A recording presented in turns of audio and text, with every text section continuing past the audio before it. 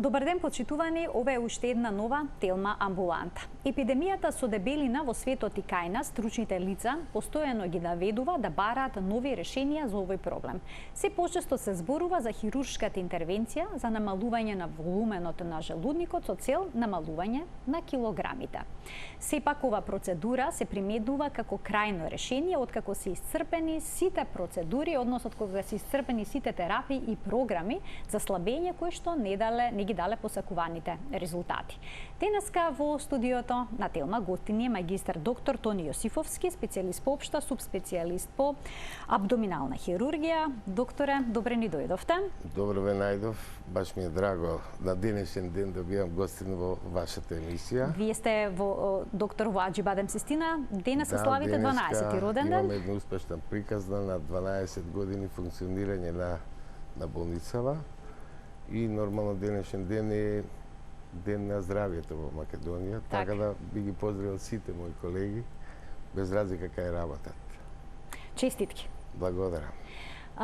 Се повеќе луѓе се жалат дека држат диети, одредени програми за слабење, применуваат, вежбат, но ги немаат посакуваните резултати, односно не успеваат да ги изгубат килограмите. Сепак, дебелината не е само естетски проблем, туку е и здравствен. Па, еве да започнеме со тоа, кои се последиците од прекумерната тежина врз човековото здравје. На почеток, кога кажавте, дебелината веќе представува еден сериозен здравствен проблем, веќе на глобално ниво и размислување на Светска здравствена организација, дека таа веќе треба да се размисли и да се стави во едни пандемични размери. Се смета негде дека 25 до 30% од општата популација во светот веќе се во групата на обезни или дебели луѓе, кои што со тек на време или во тек на својот живот, таа дебелина прави сериозен проблем по останатите органи. Пред се страда кардиоваскуларниот систем, крвните садови, срцето, страдаат бубрезите. Нормално пациенти кои што веќе имаат отежното дишење, поготово така наречената слип апнеа во нокните часеви, проблеми понатаму со скелетниот и мускулен систем, едноставно побрзо трошење на тој организам следствено на годините кои што следува. Една студија е направена кај што смета дека луѓе кои што имале прекомерна тежина веќе на своја 50-та година се некаде под однос на кардиоваскуларниот систем, некаде на пациенти кои што биле у нормална тежина на своја 70-75 годишна возраст. А што се случува со желудникот доколку внесуваме премногу храна? Вака сега, мислам дека една табу која што постои, која што треба ние вака да ја разрешиме, сите сметаат дека проширениот желудник е оној кој што е одговорен за тоа.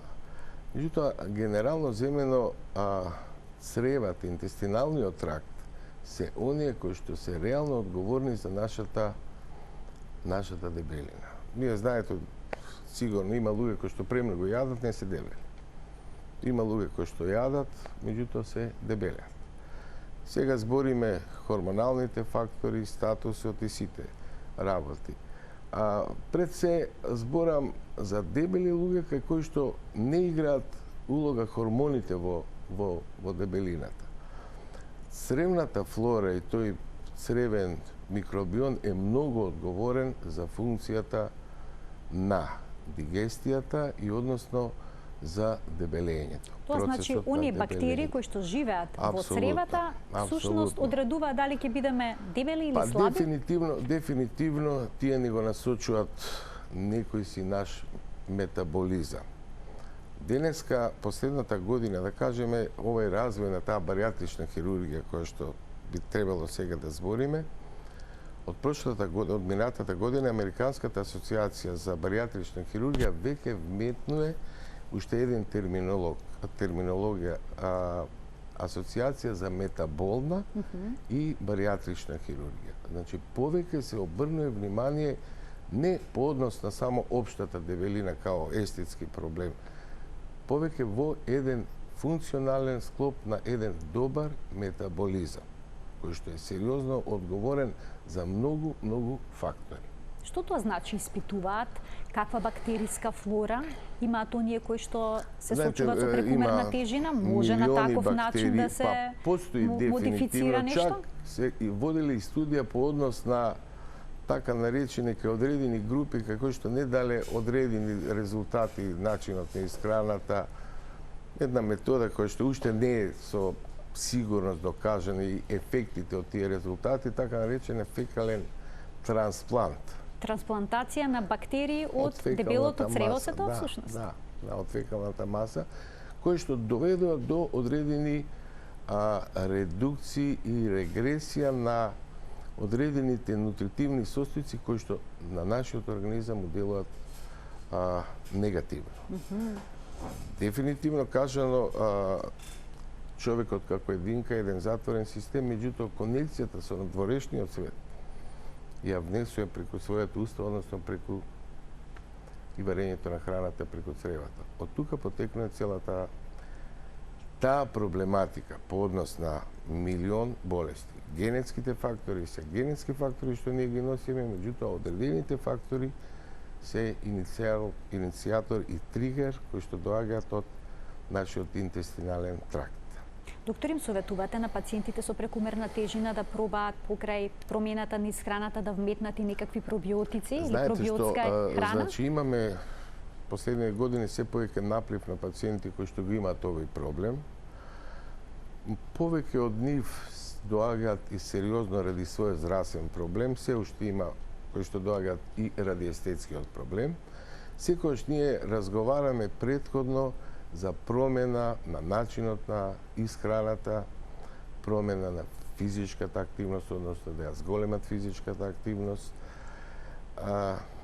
внесот на калории за 24 сата и потрошените калории за 24 сата ни ја предодредува во кој правец иде нашата телесна маса.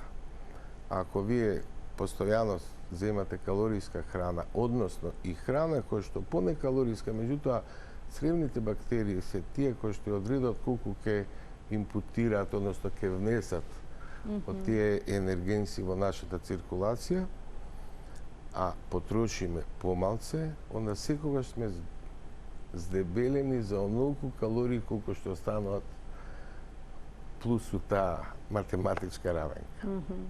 Убаво појаснување ни дадовте, науката постојано оди напред, така што веројатно за некоја година ќе има и некое убаво решение во однос на цревната флора, подобрувањето на незиниот состав. Се надеваме во тој правец, така да и сите овие работи кои што сега ипак хирургијата е агресивна една метода која што се применува, дека ќе земе така се една своја функција и улога кај одредена по-суптилна и по-селектирана група, не кај општа популација. Кој се може да биде кандидат за операција на желудникот за намалување на неговиот волумен со цел губење на телесната тежина? Значи, во почеток, пред 20 на години, кога почна се развива, значи, баријатричната хирургија е практички последната гранка од хирургија, како една гранка која што почна се развива кај пациенти кои што се со зголемена телесна маса, и тоа е ставено, да кажеме, као не само обезност, него морбидна обезност. Значи, веќе тоа представува сама за себе болест. Во почетокот беа ставени некои критериуми за индекс на телесна тежина да биде над 40. Иначе индексот на телесната тежина е практички една математичка равенка која што зависи од нашата килажа, килограми, поделено со квадратен метар од нашата висина. И на база на тоа се одредува индексот на телесната тежина. Значи, апсолутна индикација за таа баријатрична хирургија беа пациенти кои што имаат боди маса, индекс на телесна тежина над 40. После тоа ставовите малку се променија, така да А веќе се внесува у група и пациенти кои што имаат од 35 индекс на телесна тежина нагоре, ако имаат барем еден коморбидитет. Што тоа значи? Зголемени масти, оштетување на крвни садови, висок притисок, ноќна апнеа.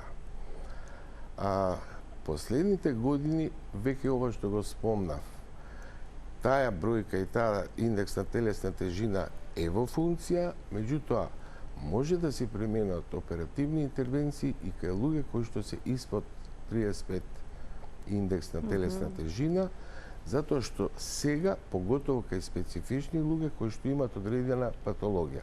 Затоа и Американската асоциација става веќе као метаболна хирургија. Веќе не ја рачунаме хирургијата дека е само за дебели луѓе.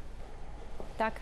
Искуствата последни покажуваат дека кај такви пациенти, поготово пациенти со диабет тип 2, оние што се инсулинозависни или се веќе у фаза на одредена терапија за тој повишен шеќер, веќе со тип на оваква операција ремисија имаат пациенти скоро 90% во понатамошниот тек на свој живот од употребата или одлагањето на употреба на инсулинската терапија. 90% успех се постигна и кај пациентиве кои што имаат ноќна апнеа, што е многу битно. Денеска се смета дека со таквиот тип на операција од привика може да се превенира прерана смрт некаде и до 50% од таа група на пациенти. Веќе индексот на телесна тежина не е априори оној индикатор кој што нас ни ја кажува, да кажеме, индикацијата за планирањето на оперативно лекување. Пред пациентот да влезе во оперативна сала и да му се направи некаков зафат, ќе објасните какви типови на зафат има во текот на емисијата на желудникот, од пациентот обично се бара да изгуби неколку килограми. Сега кога велам неколку, тоа може да бидат 10 и 20. Да. И сега пациентите се прашуваат зошто тоа се бара од нив. Вака, сега да ви кажам. Значи, кога ќе дојде пациент да разговара околу тој правец, ние априори не кажуваме да, добро, задутре ќе ти биде операцијата. Секој се трудиме да земеме една така негова лична анамнеза, дали он веќе покушавал нешто да прави со однос на своето слабење. Пациентите треба да бидат свесни дека операцијата нуди решение, ама не да се препуштат. Да, еве, јас сега ќе се оперирам, и ќе се реши ќе бидам слаб и супер. Они ипак треба да бидат сериозни и да знаат и запознаени со начинот на кој треба они да живеат.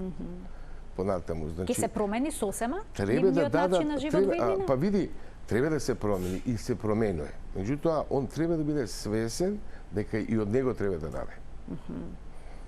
Да не дојде од ситуација, јас, знаете, сега ќе направам ова, од утре све ќе правам, а ќе бидам слаб.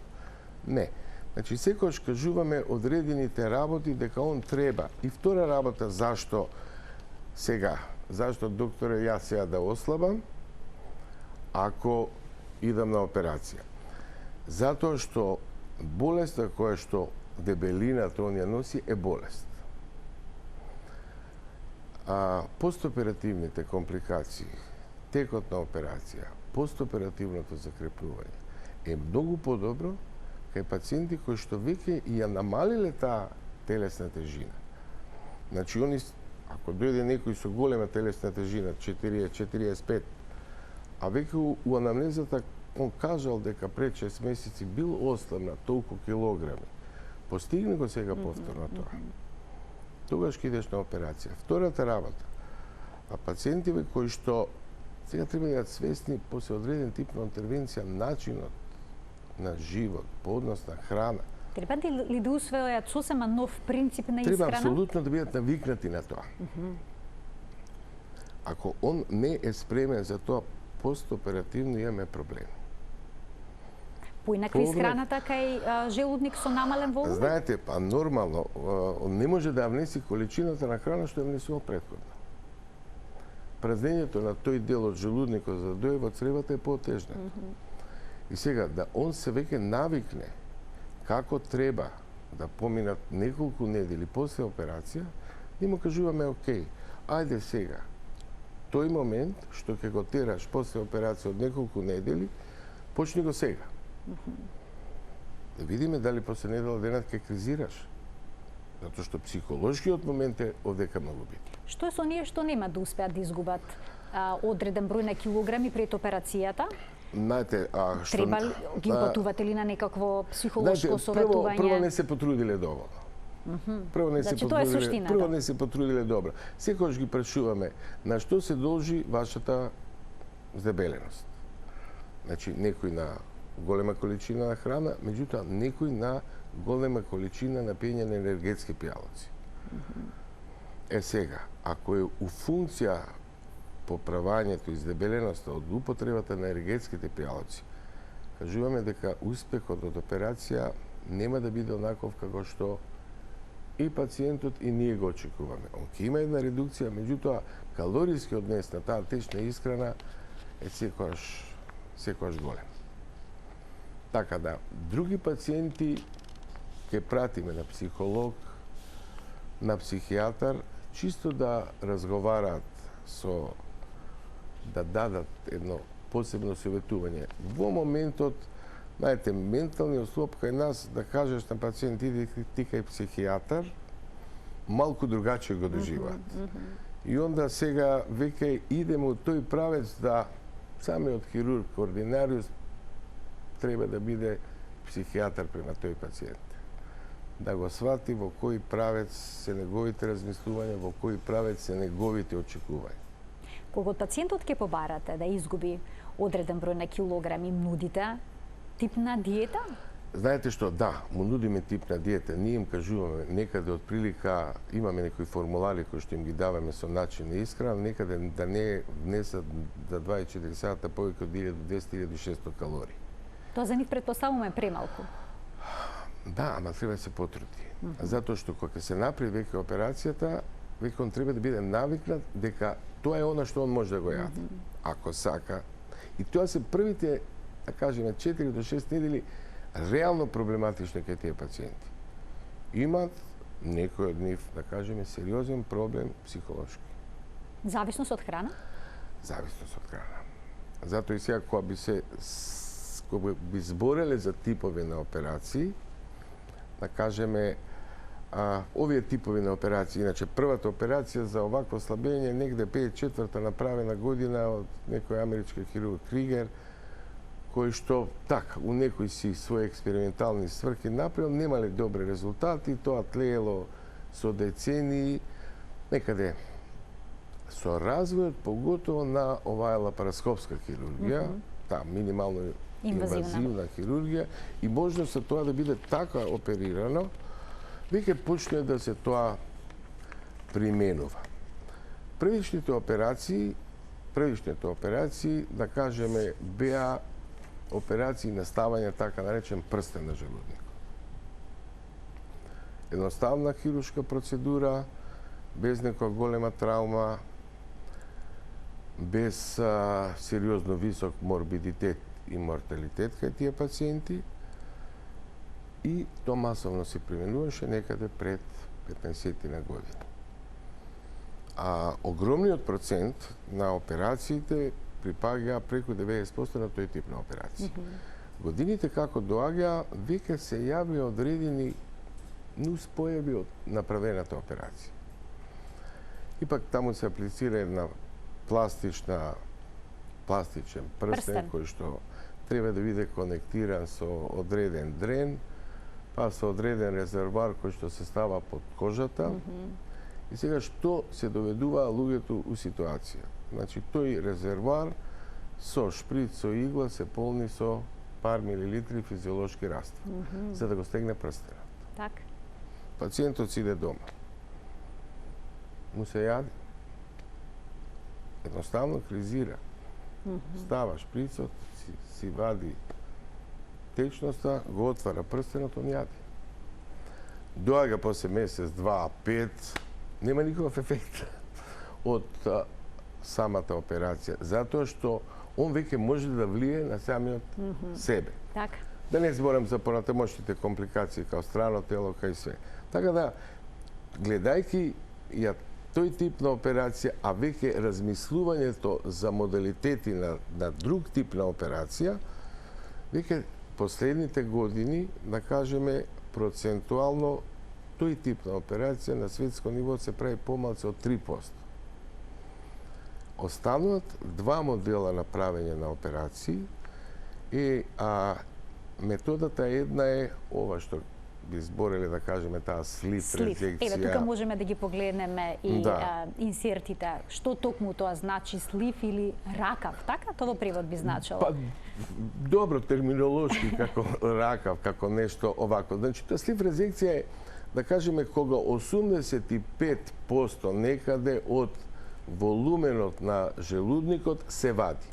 Така, јас ке замолам од режија да ги погледнеме тие тие слики за да може гледачите да сватат за што точно зборуваме. Значи, еве го она, првичната, ова е таа слив резекција, тоа е дадено, да кажеме, на левата страна е нормалната анатомија и функција на желудникот, а под него, сега на овој слайд, е делот кој што, или на ова, нека остане вака, како така, што ако може да го погледнеме убаво. Иде. Значи, оној големиот дел на желудникот, некаде 85%, од него се вади. Останува една цевка од тој желудник, една туба, која што е одговорна и е така наречена рестриктивна операција. Што тоа значи? Ти веќе волуменски, голема количина на храна, низ тој дел не можеш да внесеш. Секоја количина во моментот внесена, нормално добиваш болка и те тера да побрекаш. Ама тоа е веќе трајно решение, не можеш сега да вадиш, нели, она као на газ. Како со прстенот што споменавте. И она што го зборев на почетокот, тие 4 до 6 недели кај што он треба веќе да биде спремен да се навикне на тоа. Што се дешава кај овој тип на операција? Овој тип на операција е многу физиолошка операција. Што тоа значи? Значи, ние имаме секогаш пристап во она што се дешава во тој цел желудник, во 12 палачното црево, оној дел од желудникот кој што е изваден, во него има хормони. Еден хормон за апетит, наречен гремлин. Тој е хормон за апетит кој што процентуално во оној горниот дел на желудникот што се вади е во голема концентрација. После месеци, 2, 3, доаѓаат пациентите и викат, ја беше потреба и желба таква за храна нема. Значи се губи желбата за голема количина на храна. Концентрацијата на тој гремлинот се намалува. И втора работа, за тој период, они веќе и губат од својата телесна маса, односно редукција на масното ткање. На салото, што го викаме. А во него има уште еден хормон, тоа е лептинот, кој што е исто така одговорен за потребата за храна, односно за ситост и глад, регулација. Се намалат, веќе се доведува до една нормална ситуација, веќе оној психогениот момент за потреба за храна полека се губи. Ке преминеме и на гастричниот бајпас, но претходно да пуштиме еден блок реклами. Може. Очитувани останете на Телма, има уште многу аспекти поврзани со оваа процедура кои што треба да бидат појаснети. Ке проговориме за сите предности што ги нуди оваа операција, но и за ризиците.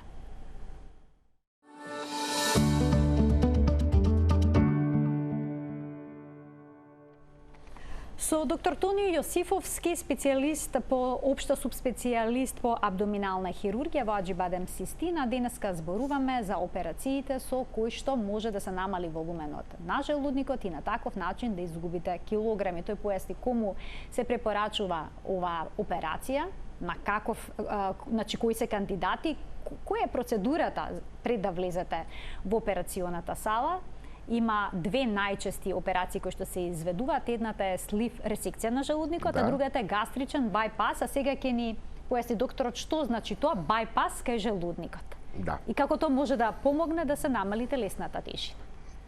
Значи, кога зборевме за таа слив резекција, тоа е анатомска резекција каде што се вади голем дел од желудникот, меѓутоа целото движење на храната останува во граница на физиолошките нормалниот тек на овакво.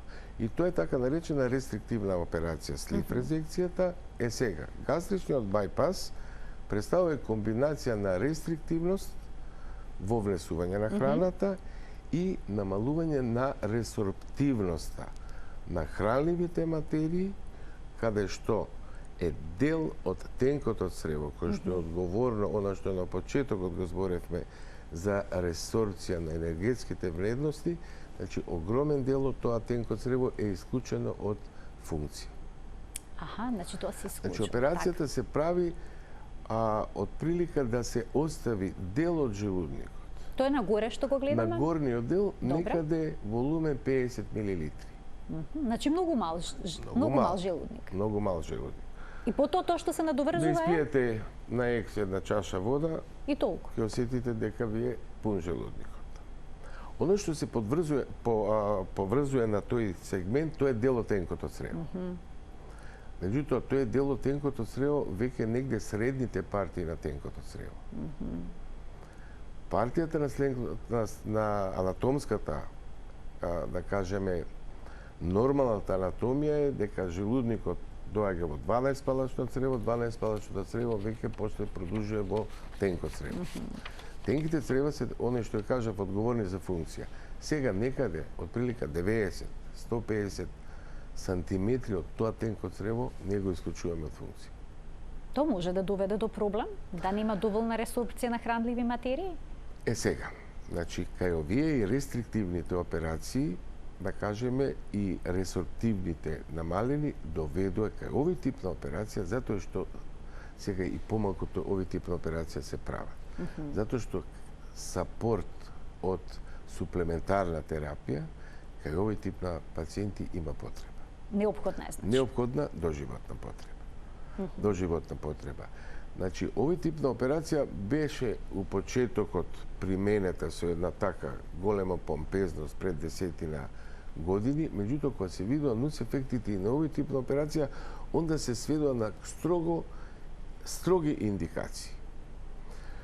Чак некои правеа одредени формули на кој тип на операција треба да се примени. И како проценувате? Па се проценуваше телесна тежина, све она што е коморбидитет, големи хијатални кили. Значи, тоа значи дали тие пациенти пред операција имаат попуштен или слаб отвор на хранопроводникот и желудникот се враќа содржината. Иде горе, се враќа содржината, така наречена рефлуксна болест, и кај пациенти кои што имаат диабет.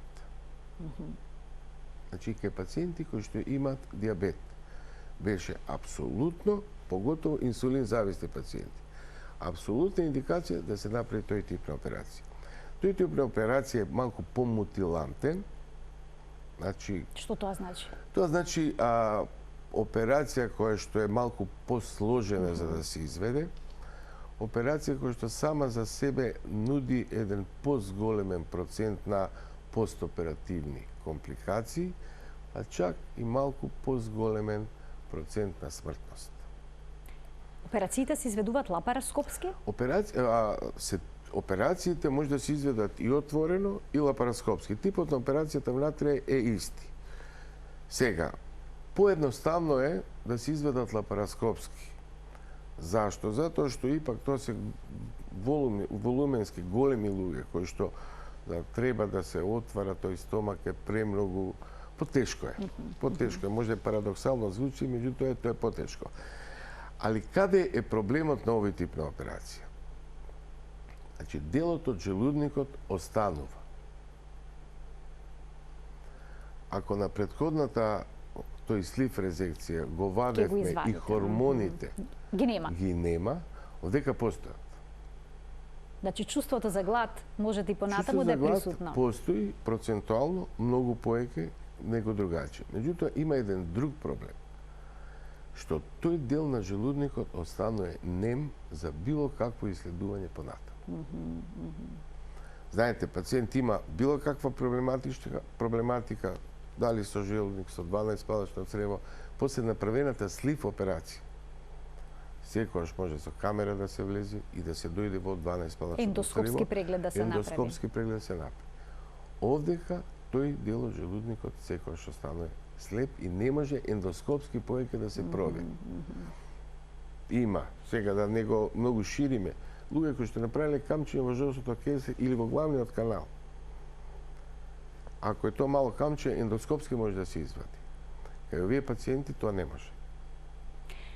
И сега е секогаш борбата што и како да се прави да се извага. Така да, последните статистички резултати, ако пред 10 години процентот, пред 15 години, процентот на овој гастричниот бајпас и на бендингот со прстенот операцијата беа некаде околу 70-80% од општите операции. Сега гастричниот прстен е помалце од 5-3%, овој се сведува некаде на 16 до 20% од направените операции, преку 60-70% се операции на слив резекција. Затоа што они понатаму, може ке се доведеме сега у некој прашање да е одредена група, после тоа пак ја врака килажа. Доаѓаме тоа е следното. Добро, ајде. Колку килограми треба да се изгубат по операцијата? Знаете, нормално, како што е дебелината сама за себе проблем, и слабењето треба да биде здраво. Ритмично? Ритмично и здраво. И здраво. Нормално, слабење треба да биде некаде од 4 до 6 килограми месечно за здраво слабење. Начелно, после нашите операции, првите месец-два пациенти губат многу повеќе, 10 на 15 килограми, после тоа тој метаболизам се избалансира и онда се некаде 3-4 килограми месечно. И отприлика реалната слика е тие пациенти очекуваме негде после 12 на месеци од извршената операција, каде што преку 30%, 35% од својата претходна овако ние веќе губат. Се случува ли да после операцијата пациентот да не ја губи посакуваната После оваков тип на почеток не. На почеток не, но подоцна може тоа да се случи, па дури и да накачат некој килограм? Може, и тоа не се сведува затоа што тој дел на желудникот што останал се проширил. А на што се должи? Она на почеток што го зборев. Тенките црева. Тенките црева. Абсорбцијата на тенките црева. Значи, веќе метаболизмот кај него се променува однос на тоа. Промена на бактерии цревни, промена на... Не е тоа дека тој желудник станал енормно голем, затоа што ние не се поправаме од желудникот. А постои ли опасност ако пациентот почне да внесува поголема количина храна? Или пак храна која што не е никош не може да внесе онаа храна што претходно ја внесе. Може да јадат хамбургери, може да јадат чипсови, пици. Да, ама сега и они треба да бидат свесни за начинот на својата исхрана. Затоа и рековме, они не прават операција за да јадат хамбургери и сите тие работи. Неке може да јадат у голема количина. Сега, у последно време, да кажеме последните неколку години, има една нова последна операција извадено, која што е кај или се применува директно, значи да се замени комплетно овој висок гастричен бајпас. Таму кажавме дека таму е проблем останокот тој дел од желудникот што останува со овако. Така наречена САДИ, односно тоа е некоја кратенка од единечна анастомоза на спојот на 12-палачното црево со тенко црево. Тоа е тој тип на операција која што може да биде применета како примарна операција кај пациенти со дијабет, без разлика дали имат голема индекс на телесна тежина, или на пациенти кои што претходно има направена оваква слив резекција, кои што веќе после 3, 5, 7 години повторно ја враќаат својата килажа. Тоа е тој тип на операција кој што сега се нуди како решение.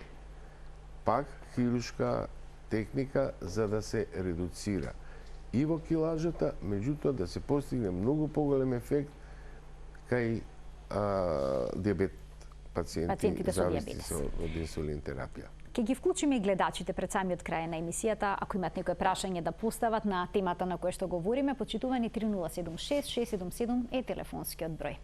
Докторе, зошто на пациентите кои што имаат направен оваков зафат им се советува подолго време да ја џвакаат храната? Иве најдов, ако не се лажам, 2 минути од еден до втор залак.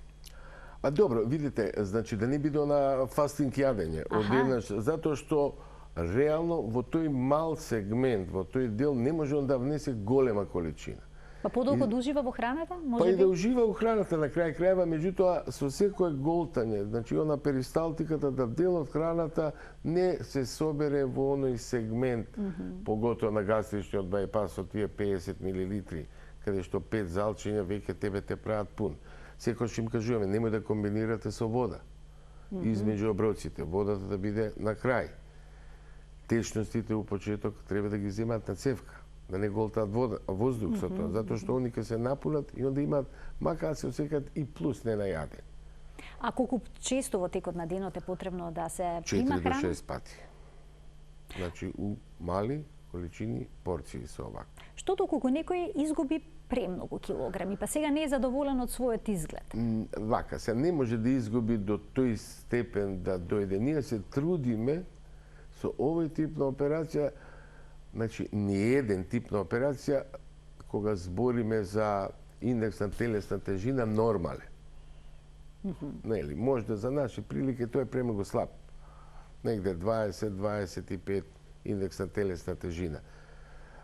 И кога ги ставаме параметрите успехот на операцијата после 12 или 24 месеци, значи се приближуваме некаде 70-80% до замислената идеална тежина.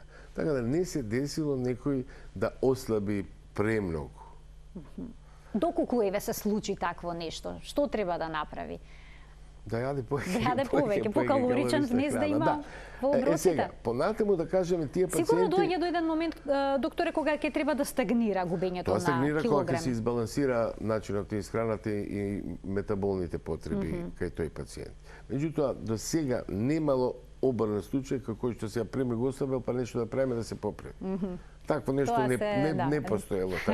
Ние се трудиме да се доближиме до тоа, До идеалната некоја идеална тежина. тежина. Сега, многу од тие пациенти понатаму имаат дополнителни интервенции по однос на естетиката. Значи, промената на кожата, на бедрата, на надлактиците, на стомашниот појас. И тоа исто така не е само естетски проблем, туку е и здравствен ако се воспалува. Проблем кој што веќе да кажеме е од делот на естетски решавање, меѓутоа е здравствен проблем. Едноставно не функционира добро. Замислете спуштена кожа до колена. Апсолутно, да, голем проблем, мислам, голем проблем. апсолутно не е окей. Значи тие се пациенти кои што да кажеме у некој период, поготово збориме за екстремно дебелите пациенти, кои што некој период од наредните година, 2-3 малте не постојано се по болници, по доктори, ова да реши, она да реши. Така.